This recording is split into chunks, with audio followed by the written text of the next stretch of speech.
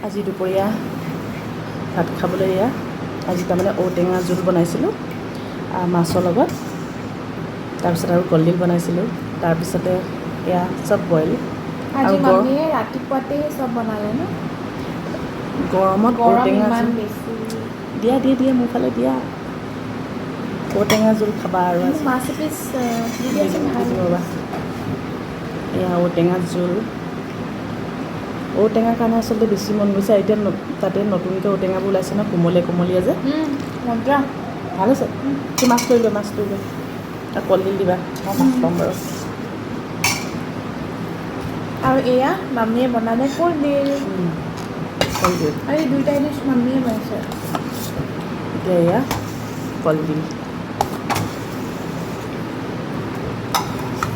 কলডিলটো দেখাই চাওঁ কলডিলটোত চিকেন দিলে ভাল লাগে ন বেছিকৈ চিকেন দিলে আৰু ভাল লাগে আজি চিকেন দিয়া নাই আৰু কিন্তু চিকেন দিও বেলেগ এটা ভাল লাগে লোকেল চিকেন ভাল বেছি বঢ়িয়া লাগে ঔটেঙাৰ জোল সাংঘাতিক টেষ্টি হৈছে আৰু এতিয়া গৰমত যে ঔটেঙা মানে টেঙা আৰু যিকোনো টেঙা খাবা আৰু দেই মজা হৈছে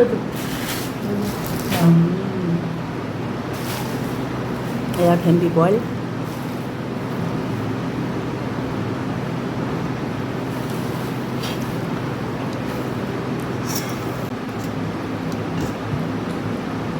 মাছ দুখৰ মানে বেছি ডাঙৰ মই ইমান দুখৰ নাখাওঁ বহুত ডাঙৰকৈ কটা আছে মাছ পিচ বেছি ডাঙৰ আকৌ এইটো মই দুডোখৰ মানে ঔটেঙা সঁচাকৈ ঔটেঙা সাংঘাতিক টেষ্টি আপোনালোকে এইকেইদিন ঔটেঙা খাব আৰু মইতো চব্জিও বনাওঁ ঔটেঙা